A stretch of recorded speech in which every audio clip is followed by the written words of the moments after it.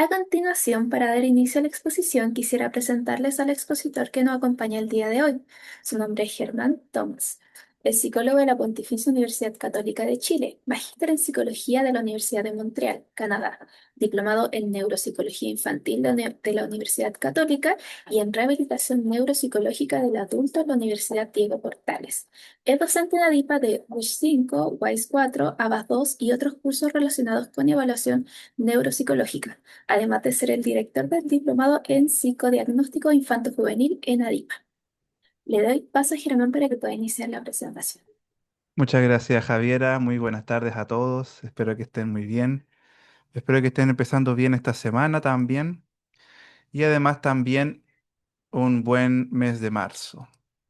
Bueno, hoy día voy a hablar sobre un tema que no es fácil quizás de abordar, o quizás es mucho más fácil decirlo que hacerlo, más bien, ya que es un poco cómo poder generar intervención en conducta adaptativa. Y mi enfoque hoy día va a ser un poco sobre cómo integrar el trabajo de los padres para poder generar intervenciones de conducta adaptativa que sean significativas. ¿Sí? Hoy día vamos a hablar un poco sobre qué modelos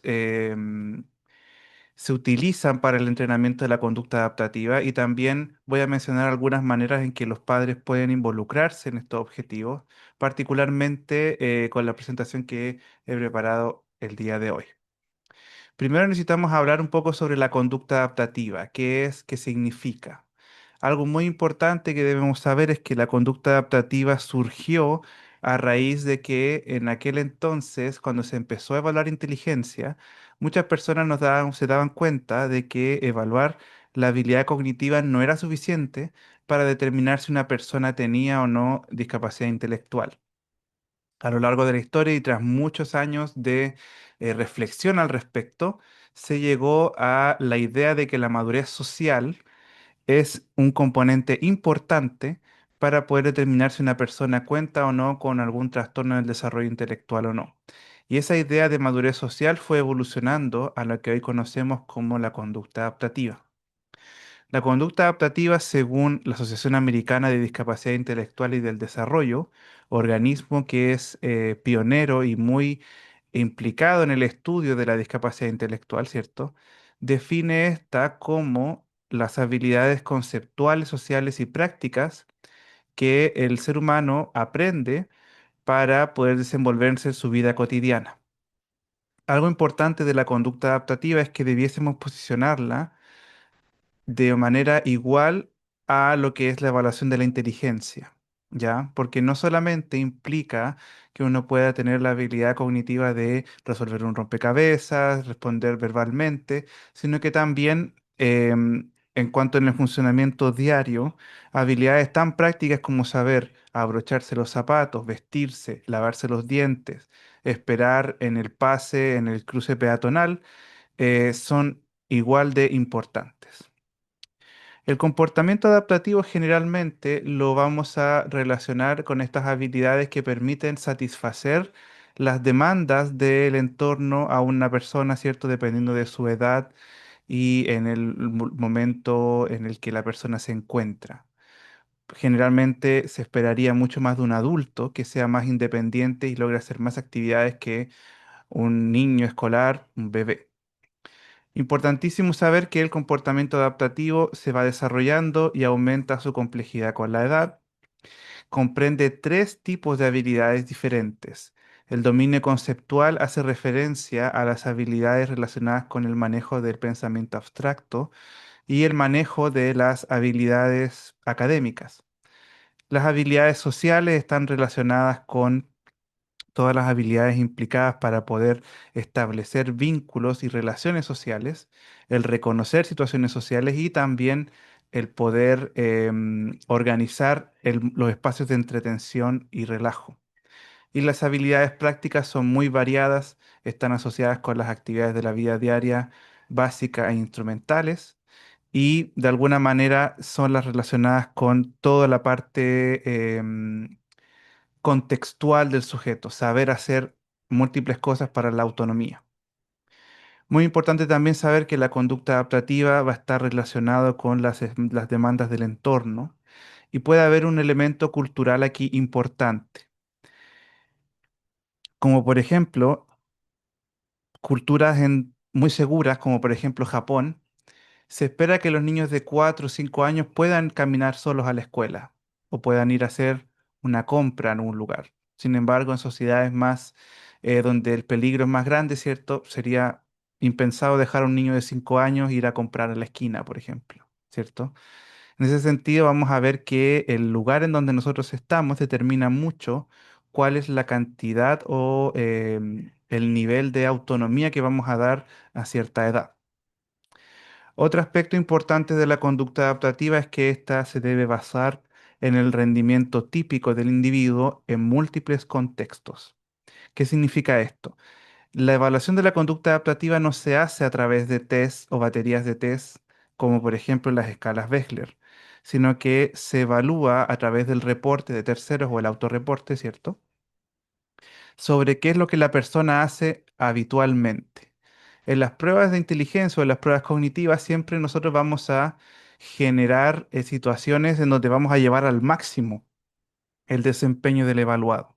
Vamos a hacer la última pregunta para saber si logra hacer el ejercicio más difícil de todo o no. Mientras que cuando evaluamos la conducta adaptativa, más bien evaluamos la cotidianeidad de la persona. No lo que máximo puede hacer, sino lo que habitualmente hace. Siempre doy este ejemplo.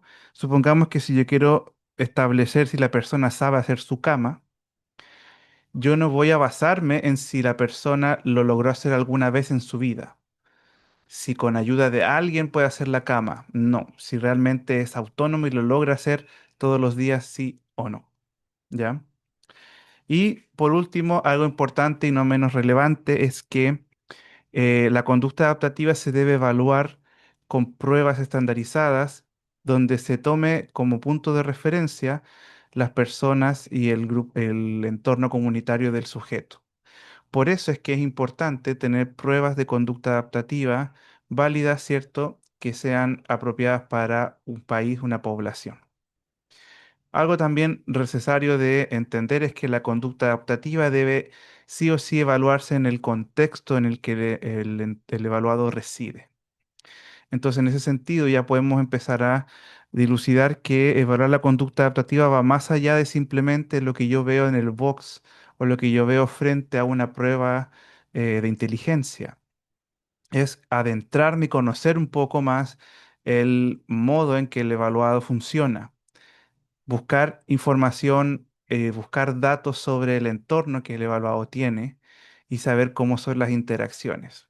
Un clásico evento, o sea, un clásico modelo sería el de Bronfenbrenner, ¿cierto? El modelo ecológico donde observamos cómo los distintos entornos pueden interactuar entre sí.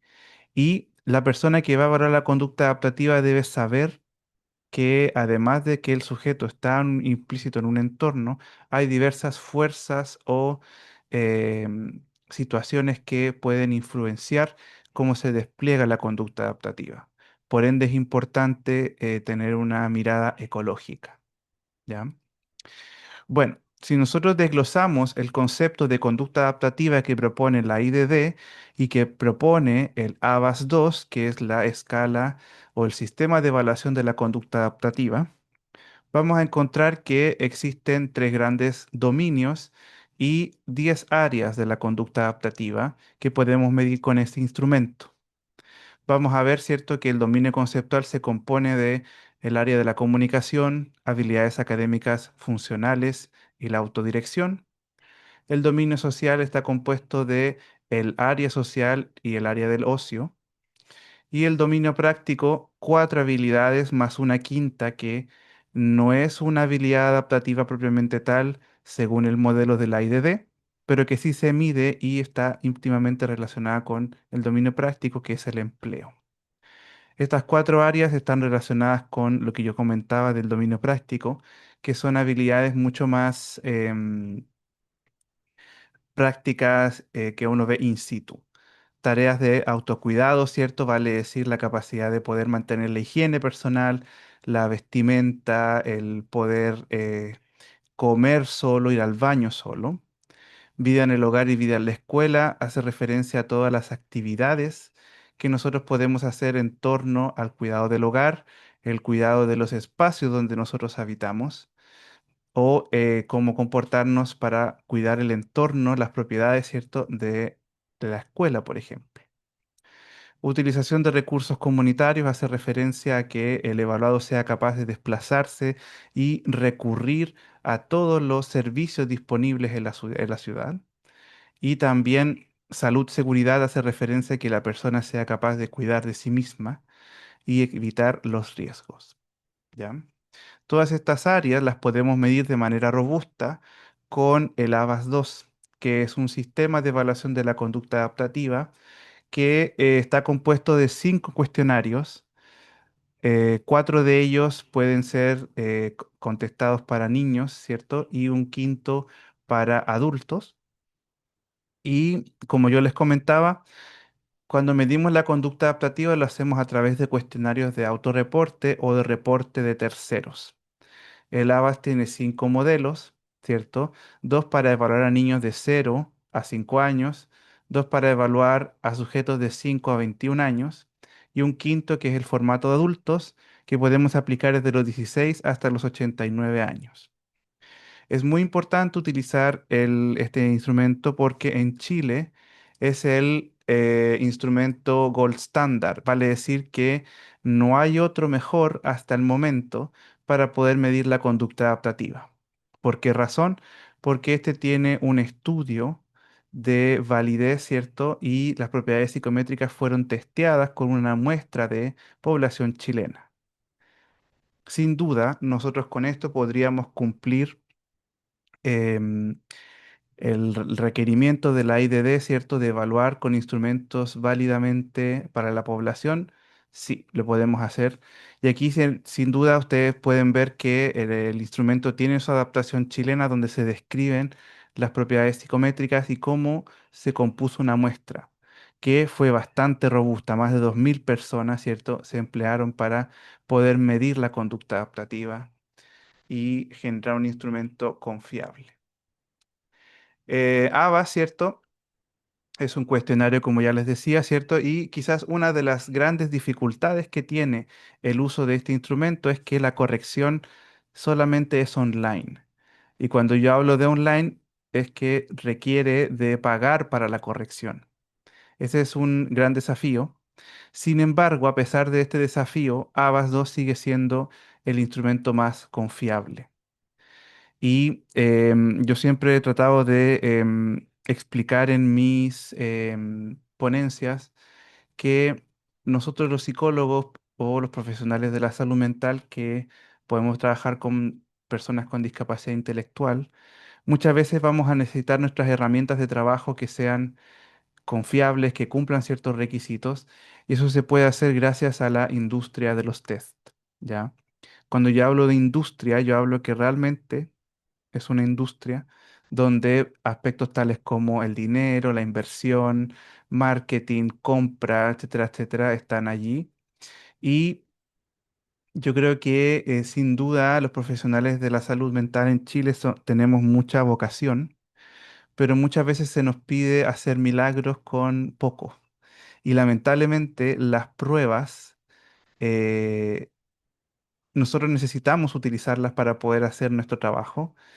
Y eso es un costo que la sociedad debiese de a poco empezar a cubrir. Una gran diferencia que yo he podido ver entre Chile, otros países de Latinoamérica y Norteamérica, es que aquí nadie cuestiona la necesidad de poder comprar los instrumentos para poder evaluar. Esa es la gran diferencia de poder hacer actividades, ¿cierto?, basado en evidencia, ¿cierto?, basado con instrumentos que sean confiables y que demuestren sus propiedades, ¿ya? Aún así, ¿cierto? Yo recomiendo sin duda utilizar el ABAS porque em, va a arrojar puntuaciones que están ajustadas para la población chilena. Y eso es algo que muy pocos países del mundo tenemos. Por ejemplo, Costa Rica tiene sus normas de ABAS y Chile. Los otros países, ¿cierto?, utilizan generalmente la norma española. Bueno, cuando nosotros utilizamos ABAS, ¿cierto? Nosotros vamos a cargar las respuestas de nuestro cuestionario y el sistema va a corregir un perfil como este, donde ustedes pueden ver, ¿cierto? Dos gráficos en donde se muestra el desempeño de las áreas y los índices de la conducta adaptativa y podemos nosotros observar un perfil. Es muy importante el uso, ¿cierto?, de este perfil para poder identificar fortalezas y debilidades latentes, ¿sí? Estoy viendo las respuestas en el chat. Em, Cuando tenemos el espacio de preguntas, no se preocupen, yo voy a preocuparme de responder una por una, así que espérenme que voy a responder esto, ¿sí? Y bueno, algo importante que permite utilizar ABAS para poder evaluar y medir la conducta adaptativa es que nosotros podemos observar quizás si es que hay interacciones o si hay elementos clínicamente significativos, ya sea a nivel global, a nivel de los índices o a nivel de las áreas, donde podríamos identificar puntos fuertes y débiles específicos que tal vez se deban intervenir. ¿Cómo funciona ABAS? ABAS es un cuestionario que habitualmente tiene entre 20 a 27 ítems por área y se compone de preguntas como estas, donde la pregunta trata de medir una habilidad o tarea de ese área en cuestión y se trata de medir la frecuencia con la cual se desempeña esa tarea. Por ejemplo, estamos midiendo salud, seguridad en escolares de 5 a 21 años, ¿cierto? Formato 21 años, ¿cierto? Estudiante está incluido en el formato escolar. Y yo tengo esta pregunta. Por ejemplo, ¿se abrocha el cinturón de seguridad en el automóvil? Este ítem, la persona que contesta para evaluar la conducta adaptativa de mi evaluado va a tener que estimar si la persona es o no es capaz de hacer esta tarea. Si no es capaz, va a marcar aquí, pero si es capaz, debe estimar la frecuencia del comportamiento, donde tenemos tres opciones: nunca, a veces o siempre. Fíjense la finura con la que mide una tarea específica respecto al área de la salud seguridad. Así, ¿cierto? Vamos a ir con cada una de estas tareas. Y algo importante es que las mismas preguntas de ABAS, donde podemos observar frecuencia del comportamiento insuficiente o que no es capaz de hacer algo, nos va a sugerir que podemos intervenir. Por ejemplo, imaginemos que el evaluado, ¿cierto?, no es capaz de abrocharse el cinturón de seguridad, tampoco es capaz de transportar objetos con cuidado y tampoco es capaz de seguir las normas de seguridad en su casa. Seguramente, observando cuáles son las áreas de déficit, yo voy a poder elegir un objetivo en particular y voy a tratar de establecer una intervención. Supongamos que yo decido que quiero practicar que él logre ponerse el cinturón de seguridad cuando viaje en auto. Esto se va a transformar en un objetivo de intervención que yo voy a poder organizar, plantear y proponer a los padres. O quizás, por ejemplo, si yo veo que hay debilidad en una cosa en particular, voy a utilizar el juicio clínico para determinar qué es lo más urgente y relevante de poder intervenir. ¿Ya? Ahora, ¿cómo podemos nosotros trabajar en conjunto con los padres para poder intervenir en la conducta adaptativa? Para poder hablar de este tema sin, eh, digámoslo así, improvisar o divagar de mi sentido común, yo más bien prefiero mostrar siempre literatura que respalde, ¿cierto? O evidencia, ¿cierto?, que sustente qué sería mejor o peor para poder utilizar. Y bajo este criterio, ¿cierto? Voy a hablar sobre el capítulo 8 de este libro que se titula, ¿cierto? Estrategias de conducta adaptativa para individuos con discapacidad intelectual y problemas del desarrollo. Y hay un capítulo que habla precisamente de cómo poder ayudar a los padres. No sé si dentro de la audiencia se encuentran solamente profesionales de la salud o si se encuentran padres, familiares. Traté en esta ocasión de hacer una ponencia que puede ayudar quizás a ambos, ¿ya? Y voy a tratar de poder compartir aspectos importantes de este capítulo, poder reflexionarlos con ustedes y dejarles quizás algunas ideas de qué pueden hacer los profesionales para generar estas intervenciones y a los papás cómo tomar estas intervenciones y aprovecharlas. ¿Sí? Bueno, algo importante, este capítulo en el fondo es una revisión de literatura y me parece muy apropiado que haga una revisión de literatura porque hoy en día la metodología de investigación trata de responder a preguntas con evidencia, ¿sí? Y para poder ver la evidencia hay distintos métodos. Aquí se hizo una revisión sistemática de algunos estudios. Se revisaron 15 estudios donde se ha hecho entrenamiento a padres para evaluar y mejorar la conducta, ¿cierto? Mejor dicho, el entrenamiento conductual para los hijos. Y describe muy bien cuáles han sido em, los elementos que han funcionado y cuáles no. Esta es una buena forma de poder hacer psicología basada en evidencia, poder observar qué funciona y qué no funciona. ¿Sí? Si no se pone a prueba, estamos nuevamente, como yo les decía, basándonos en el sentido común y no en lo que puede funcionar o no. Y dentro de esta revisión, los autores proponen varios métodos de entrenamiento que voy a tratar de describir y también aportar quizás algunos ejemplos sobre cómo implementarlos. Primero, ¿cierto? Uno de estos métodos de entrenamiento es el entrenamiento conductual hacia los padres, ¿cierto? Que está ampliamente documentado como exitoso, ¿ya? La base del entrenamiento de la conducta, yo podría decir en breves palabras, es que se practique y se ilustre frente al evaluado la conducta que se quiere hacer dentro de un contexto donde tanto el instructor o el que trata de enseñar una conducta sea supervisado y reciba aliento, apoyo, ¿cierto? Y verificación constante de la tarea, ¿ya?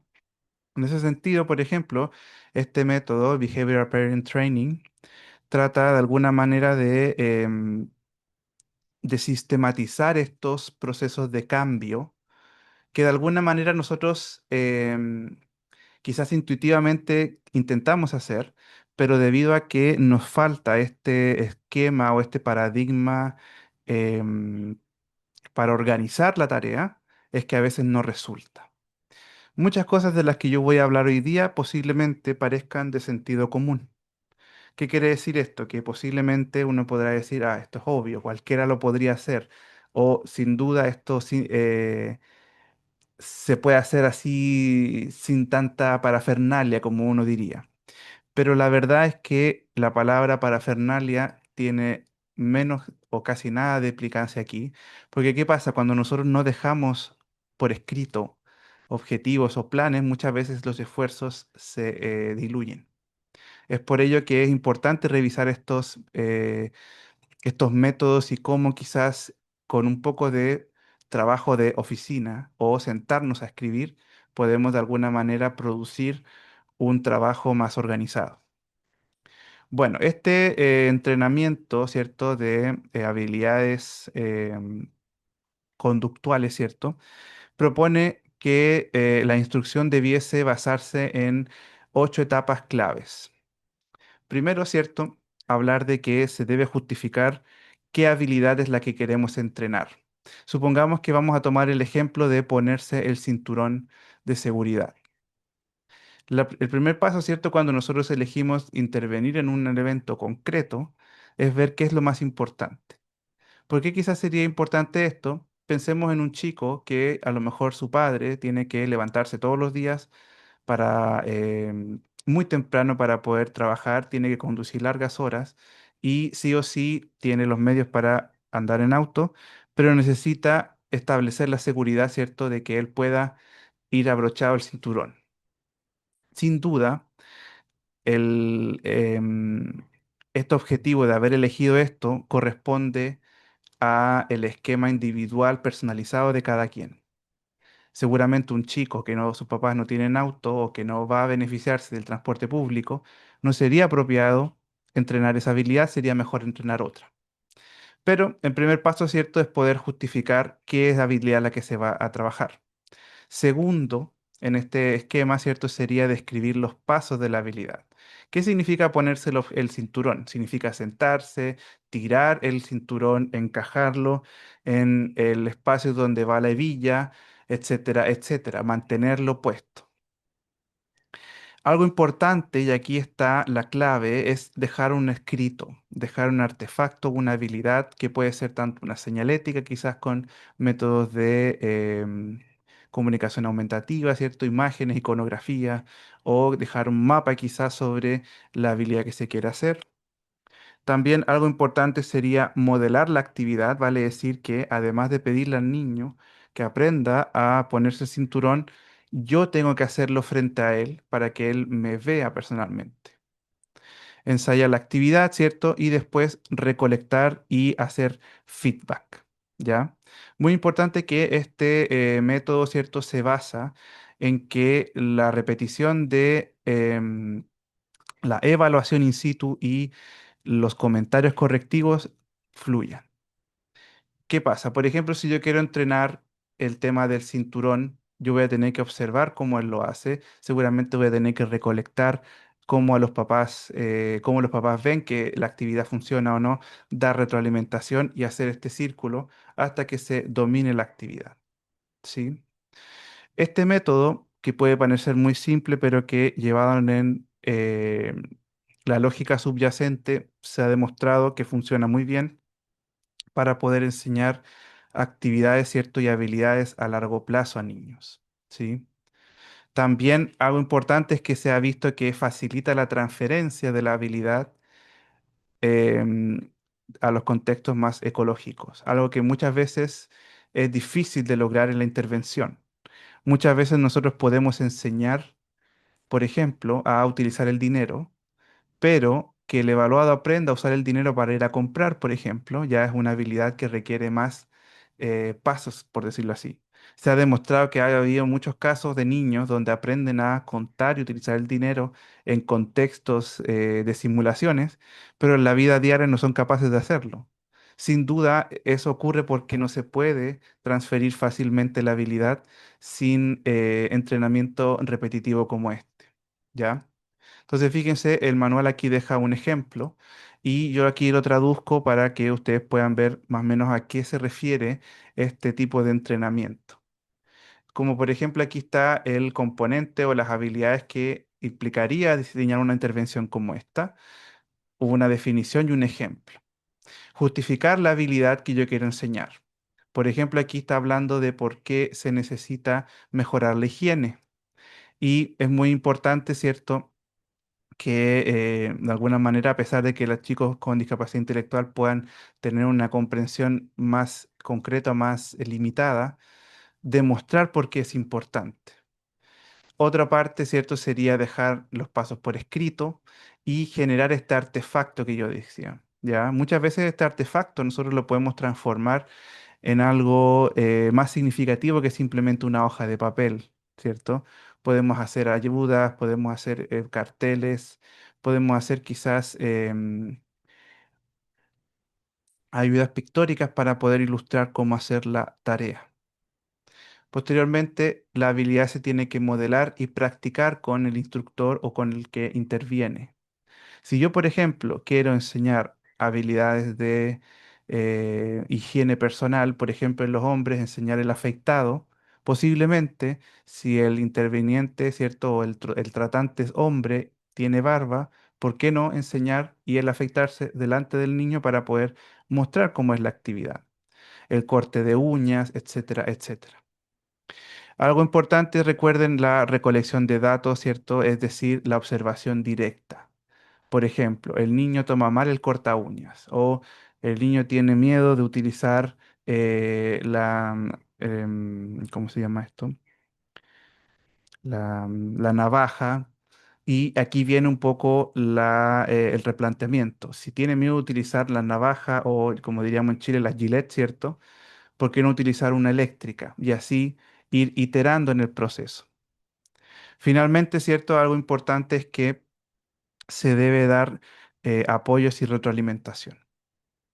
Algo como esto, posiblemente, y que ustedes van a tener acceso a las diapositivas, puede ayudarles a planificar y escribir un plan sobre cómo intervenir alguna habilidad utilizando este método. Otro método que se refiere en esta revisión, ¿cierto? Es el entrenamiento conductual para los padres. ¿Ya? Aquí este entrenamiento se basa en muchos de los puntos que vimos anteriormente, pero es importante ver que aquí el énfasis está en que se entrena a los papás para que ellos sean quienes enseñen la habilidad a sus hijos. ¿Ya? Cuando ellos lo hacen, ¿cierto? Se ha demostrado de que los efectos se mantienen. Y esto tiene mucho sentido porque supongamos que yo soy un tratante y trato de enseñar cómo doblar y guardar la ropa.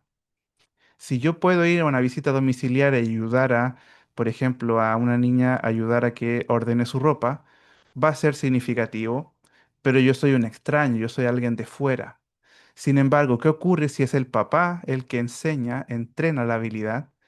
Y además, cuando la niña ve a su mamá en su casa, cerca de su closet, va a recordar todo el entrenamiento, ¿cierto? Y lo va a poder hacer más fácilmente. Algunos dirán, ¿cierto? Efectivamente, eso es lo que quizás un padre debiese hacer, ¿cierto? Al enseñar una actividad en su casa, en su hogar todos los días. Sí, pero muchas veces los chicos que tienen discapacidad o que tienen algún desafío en el desarrollo necesitan que esos procesos cotidianos que se dan en casa tengan un marco estructurado un poco más arduo para que sea exitoso. En ese sentido, es bueno y los papás siempre son los mejores terapeutas, ¿ya? Em, bueno, muy importante, ¿cierto? Estos componentes, ¿cierto? Tratan de alguna manera tomar estas habilidades, ¿cierto? Y que el tratante sea un eje de formador para que el padre haga la intervención en casa, ¿ya? ¿En qué se basan estos entrenamientos? Primero, ¿cierto? La formación sobre contenidos, vale decir, explicar por qué sería importante entrenar tal habilidad, hacer prácticas modelado con el padre en sí, también que nosotros quizás hagamos práctica con el padre y el niño, ¿cierto? Para ayudar a que él pueda entrenar esta habilidad por su propia cuenta, hacer coaching, hacer seguimiento de nosotros mismos, ¿cierto? Por el ejemplo que vamos a dar a ellos, ¿cierto? Y además también evaluar la fidelidad. ¿Qué significa esto? Que además de que demos el entrenamiento, es muy importante que nosotros mismos seamos capaces de verificar y evaluar cómo fue nuestra intervención, que eso es algo que generalmente no estamos tan acostumbrados a hacer y que sin duda requiere una reflexión especial, ¿ya?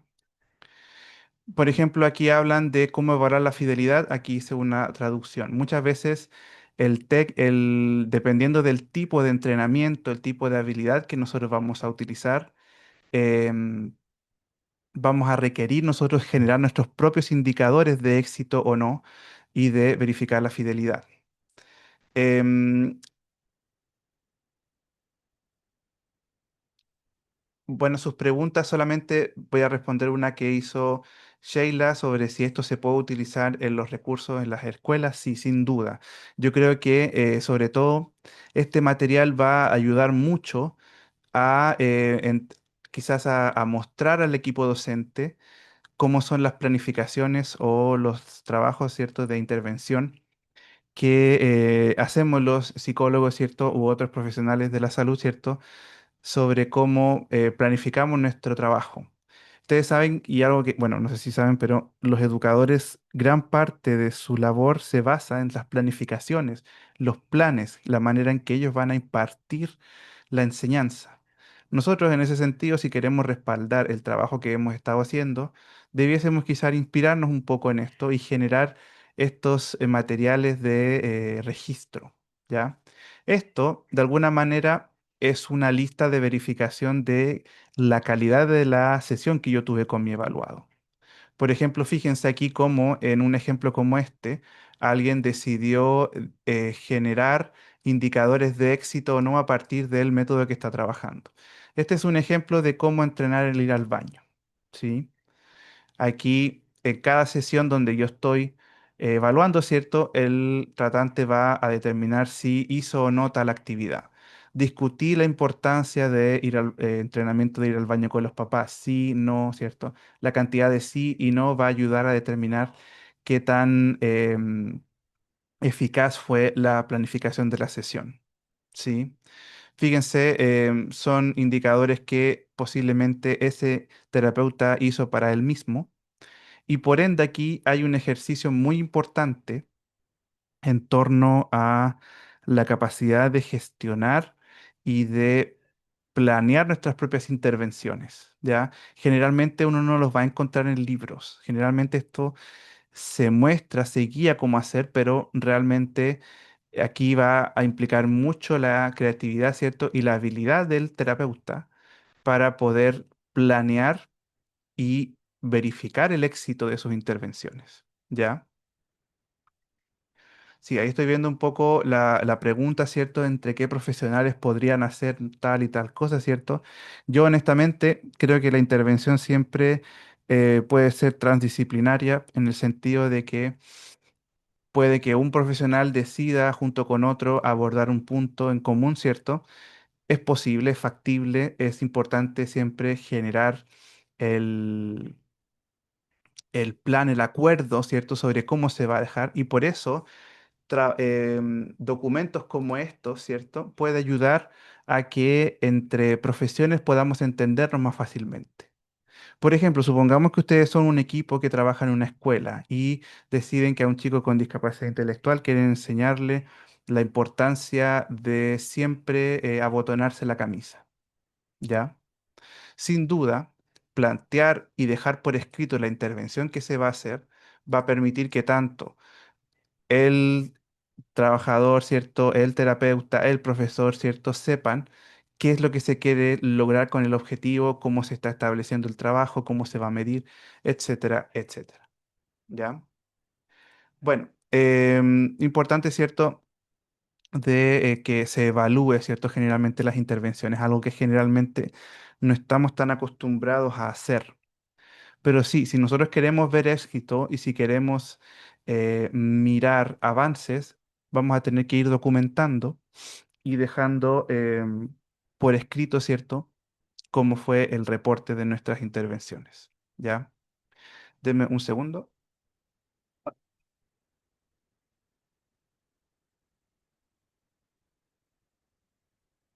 Ahora, otro tipo de intervención, ¿cierto? La llamaron el feedback de performance, es decir, evaluar cómo es el desempeño del evaluado.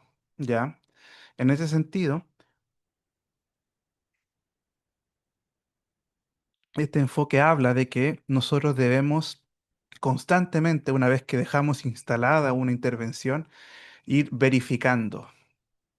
Por ejemplo, yo estoy trabajando efectivamente el tema de ir al baño.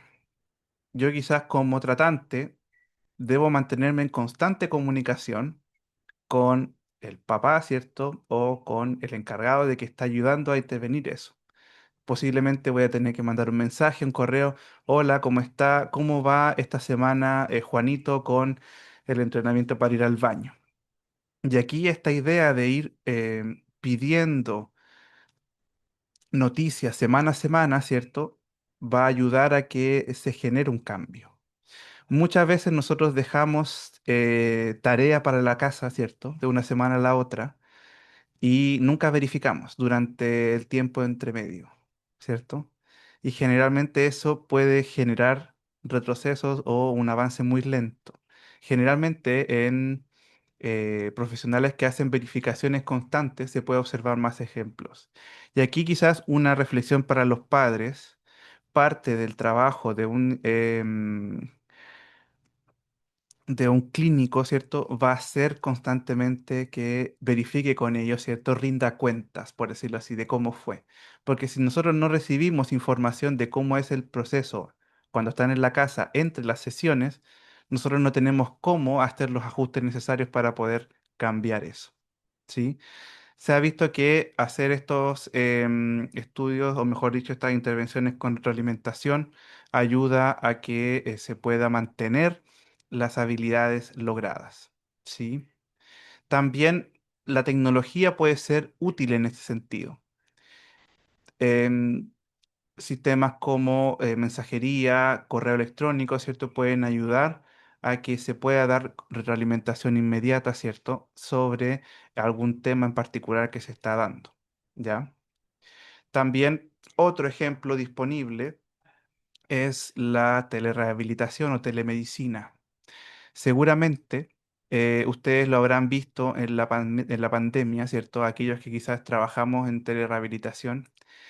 De alguna manera no es el escenario ideal, pero sí logró demostrar de que es posible trabajar, ¿cierto? No necesariamente juntándose persona a persona, sino que a través de un sistema como este, donde estamos interactuando a través de una pantalla, se pueden conducir ciertas intervenciones que pueden ayudar. Em, Sin duda, como yo dije, no siempre es el ideal. Hay casos en donde no funciona, pero con la pandemia nos dimos cuenta de que sí es factible y sí puede tener beneficios, ¿ya? Fíjense que no solamente depende del tener una conexión a internet con una cámara web, por ejemplo, también esto podría estar incluido incluso, perdón, puede estar incluido el uso de las llamadas por teléfono, ¿sí? Se ha visto que la telemedicina, ¿cierto?, ofrece opciones de tratamiento más asequible a veces a población que antes ni siquiera tenía acceso por temas de distancia, ruralidad, ¿cierto?, o inclusive de problemas de conectividad, ¿sí? Tienen éxito, pueden ser utilizables, ¿cierto? Y habría que potenciar el uso, ¿ya? Ahora, ¿cómo podríamos nosotros quizás verificar y tener una lista de cómo rectificar la calidad de nuestras sesiones por telemedicina? También aquí el artículo propone, ¿cierto? Una idea de que podamos medir el desempeño de nuestras sesiones al finalizar. Algo como esto, por ejemplo. Em, Supongamos que parte de evaluar la calidad de mis sesiones que yo, por ejemplo, establezca un vínculo o una comunicación apropiada con la familia. Verifique las tareas de la sesión anterior o no. Preguntar si hay algunas dudas, ¿cierto? O dificultades. Bueno, aquí hay unos errores sobre cómo utilicé el traductor. Yo creo que cuando envíe la presentación lo voy a corregir. Voy a verlo aquí en inglés, perdonen un poquito el error aquí. Fíjense, hay muchas tareas donde el evaluador, ¿cierto? Eh, Rectifica si hizo o no tal procedimiento para poder verificar la calidad de la intervención realizada. Esto se puede generar un indicador de porcentaje, ¿cierto? De éxito. Y sin duda, muchas veces, si bien no podemos controlar el éxito de una intervención, sí podemos controlar y tomar como ejemplo de éxito que nosotros hayamos podido establecer y cumplir los objetivos que nosotros mismos nos hemos propuesto para poder entrenar una habilidad. ¿Ya? Ahora, sin duda, para concluir ya, entrenar las habilidades adaptativas requiere de planificaciones rigurosas, requiere también de entrenar de alguna manera la habilidad de o el juicio clínico de elegir la tarea correcta y además también de poder plantearla en el tema correcto, ¿ya? El éxito está determinado también a partir de la creatividad, de la capacidad de poder generar estos documentos o este trabajo que ya hemos visto, ¿cierto? Y cómo involucramos a los padres, ¿ya? Muy importante, yo he tenido la experiencia de trabajar con padres donde a veces nosotros le hablamos bonito, ¿cierto? Le hablamos cosas que quizá ellos no lo ven como una utilidad práctica. Sin embargo, el poder generar estos documentos que a su vez sean significativos para ellos, ese es el desafío y el trabajo que tenemos como clínicos, ¿cierto?, a la hora de intervenir. Si al papá no le gustan las hojas que tienen mucho texto, tal vez vamos a tener que producir este material por escrito que sea más didáctico o buscar un sistema que permita la verificación. Si el papá no es bueno para mandar correos, tal vez em, llamar por teléfono, verificar, enviar un mensaje de texto, no sé, vamos a tener que adaptarnos mucho al contexto para determinar cómo aliarnos con los papás, ¿cierto? Para poder trabajar. En ese sentido, para los padres, ¿cierto? Yo les doy el consejo que posiblemente si un tratante intenta entrenar y generar esta serie de planes o documentos para generar la intervención, yo sé que les puede parecer extraño una hoja, ¿cierto? Pero sin duda esa rigurosidad permite organizar el trabajo de mejor forma. Y también los profesionales, ¿cierto? La creatividad y la habilidad que puedan inyectar para generar este material de calidad va a ser la diferencia sobre cómo se puede fiscalizar y gestionar el entrenamiento en casa de habilidades que queremos mejorar a través de nuestras evaluaciones. ¿Sí? Y eso sería el contenido que tengo para hoy. Así que ahora vamos a responder algunas dudas o preguntas. Particularmente voy a darle la palabra a Javiera para que ella pueda moderar las preguntas que hayan a voz alta, ¿cierto? Y las preguntas del chat yo las voy a contestar todas sin problema mientras se hace el sorteo. ¿Ya? Ahí sí. Gracias, Germán, por la presentación. Ahora vamos a pasar a la ronda de preguntas, que tenemos tiempo para tres preguntas. Así que pueden ir levantando la mano y las primeras tres personas que la levanten, les voy a ir dando el permiso para que puedan activar su micrófono. Vamos a comenzar con Yasna.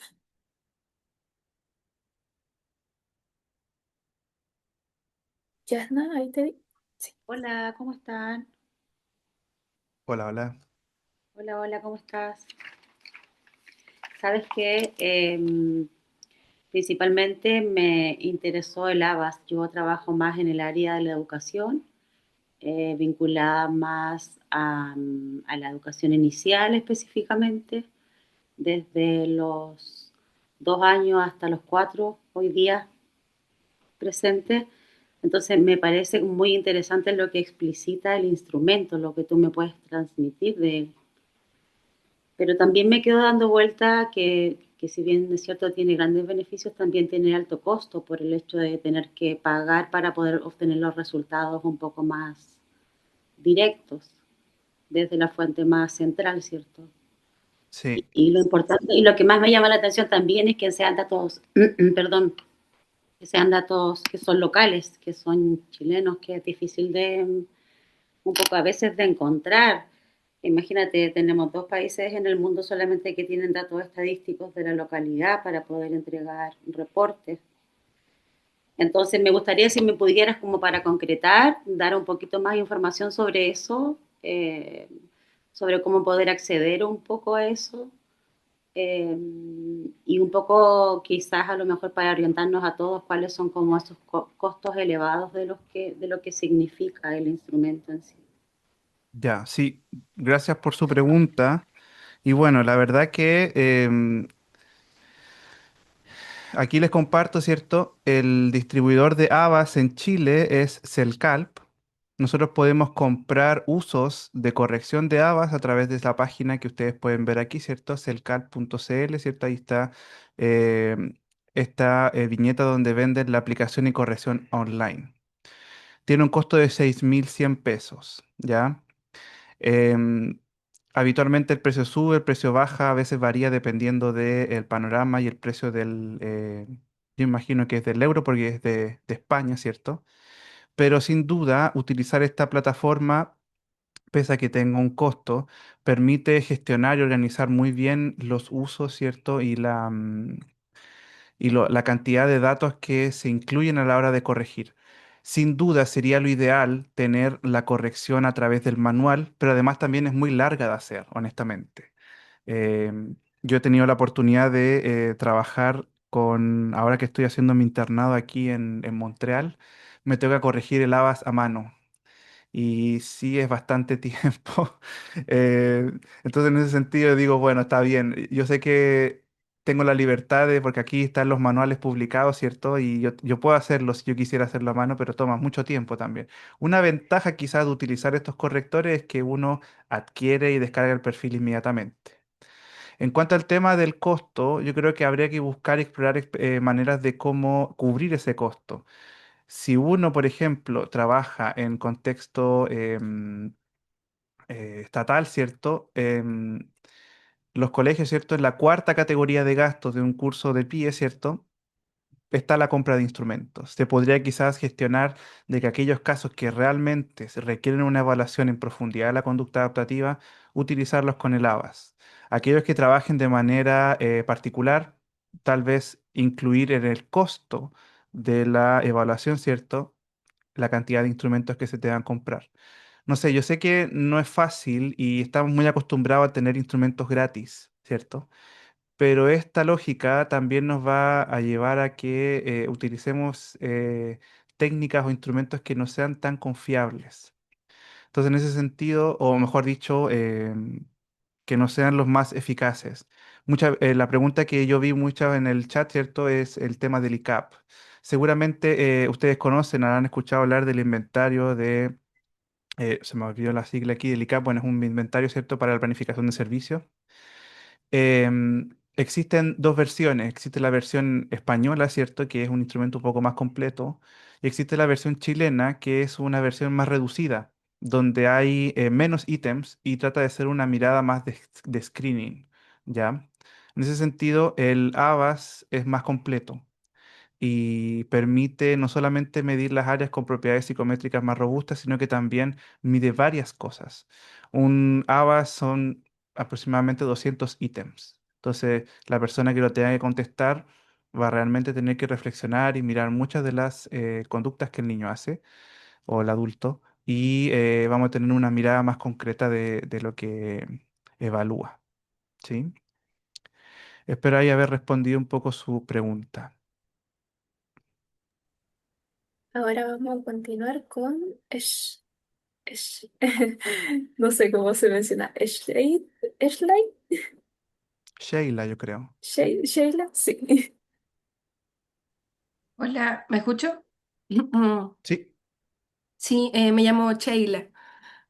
Hernán, mira, yo trabajo en escuela en PIE y mira, hoy día mismo estábamos hablando sobre las conductas adaptativas. Nuestra jefa nos comentaba como este tema de ahorrar recursos humanos y en lo mismo nos decía, chicas, no podemos estar citando a 50 apoderados para aplicar este instrumento que es el ICAP. Entonces nos invitaba como a crear una pauta de observación simple que reemplace el ICAP. Entonces, sí, o sea, nosotras como escuchamos, preguntamos también como si esto es posible. Nuestra coordinadora nos comenta que según el ministerio, creo que no es como exigencia el ICAP o esta psicometría, pero también nos poníamos a reflexionar como de la importancia de citar al apoderado, como lo que tú decías, como de indagar en cómo se comporta en la casa y todo lo que a veces en la escuela no se ve.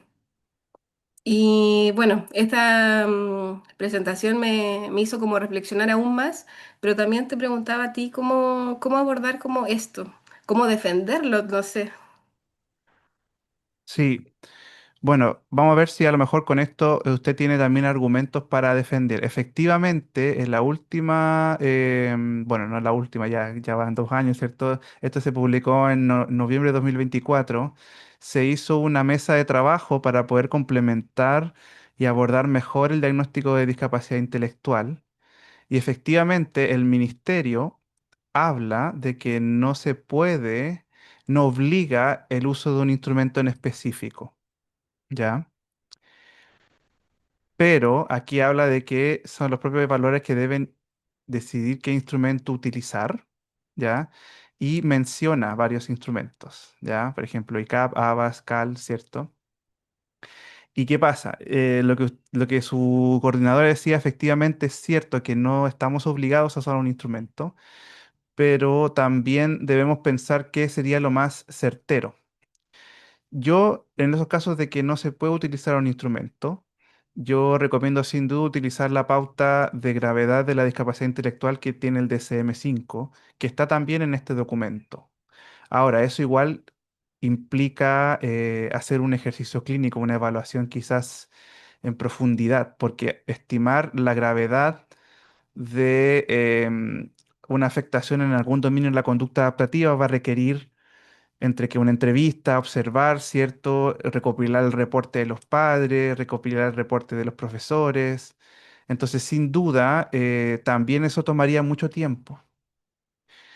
Una evaluación con el ABA sería más correcta si nosotros nos basamos en los criterios del DSM-5, que se supone que son los que eh, el PIE solicita, ¿cierto? Entre ellos habla de que tiene que haber una evaluación con un instrumento.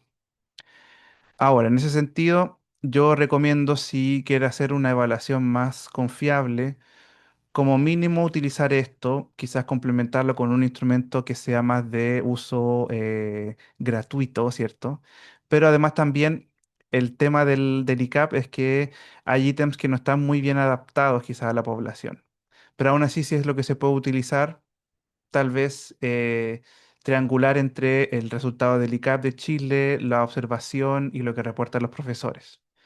Pero yo creo que es más sencillo tener un instrumento como el ABAS en ese sentido. Si es por un tema de recursos, ¿cierto? Ahí habría que quizás corroborar eh, cómo emplear mejor los recursos. Pero sin duda, hacer evaluaciones, sobre todo diagnósticas, debiesen ser con instrumentos mucho más confiables. Porque, por ejemplo, también la norma establece que nosotros debiésemos hacer varios tipos de evaluaciones de la conducta adaptativa. La evaluación diagnóstica, la evaluación de monitoreo y la evaluación de avances. Yo digo que sí o sí esta debiese hacerse con un instrumento. No puede evadirse porque no tendríamos claridad si se observa o no la dificultad si no lo comparamos con los pares según la edad. Ya evaluaciones de monitoreo de avance se pueden hacer a través de pautas o estos mismos esquemas que yo estoy compartiendo, ¿cierto? Sobre cómo intervenir en algún área, medir el porcentaje de éxito, ya es parte de una evaluación de monitoreo, pero la evaluación diagnóstica sin duda yo creo que debiésemos ser capaces de llevar la discusión y decir, bueno, hoy en día se nos está pidiendo bastante, con pocos recursos, y la verdad es que la normativa sugiere tal cosa. ¿Qué hacemos? ¿Cierto? Y en el fondo ahí nosotros vamos a tener que pasarle la pelota a los que dirigen o están viendo cómo cumplir la normativa, ¿cierto? Porque realmente yo siento que en algún momento la sociedad va a tener que darse cuenta que el trabajo del psicólogo no es simplemente de lápiz y papel, hay cosas que no podemos obviar. ¿Y qué pasa? Yo siempre doy este ejemplo porque mi hermano es dentista, por cierto, el doctor Tomás, Ricardo Tomás. A los dentistas jamás se le cuestiona que ellos necesitan usar el composite para las caries, jamás se les cuestiona que tiene que comprar tal instrumento para poder hacer tal ejercicio. ¿Por qué a los psicólogos se nos pide trabajar sin materiales? Entonces, sí, es un problema. Yo sé que hablo desde mi posición de lejos, ¿cierto? Pero más que como para decirle, quizás como para aludir a lo que usted preguntó, yo más bien hago esto para hacer llamado a la autoridad de que si realmente se establecen protocolos, se establecen normativas, eso va a necesitar un gasto, va a necesitar que se cubra, porque diagnósticos mal hechos de discapacidad intelectual, hay muchos, existen, y generan más daño que ayuda. Entonces, de alguna manera vamos a tener que ser capaces de argumentar y podemos argumentar con la normativa de que esto se tiene que hacer un poco mejor, se tiene que hacer distinto de lo que estamos haciendo ahora. Ahora, si le puedo dar quizás una paños fríos, ¿cierto? Chile está validando pronto una otra escala de conducta adaptativa, el Vineland 3. Yo no sé cómo va a ser, si los baremos van a ser o no de uso público. Quizás eso va a hacer que tengamos un instrumento que sea más costo efectivo de utilizar, pero por ahora, si queremos realmente hacer evaluaciones que sean confiables, tenemos que usar el ABAS, ¿sí? Eso, Sheila. Espero haber orientado un poquito con mi intervención ahí. Y tenemos tiempo para una última pregunta por micrófono. Si alguien quiere levantar la manita, aprovechar la instancia.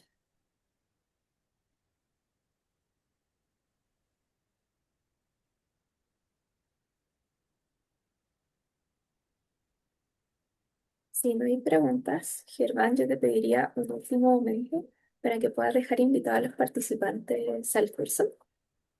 Sí, encantado. Bueno, fíjense, este curso surgió después de que ya en ADIPA hemos decidido impartir la certificación en el BISC, ¿cierto?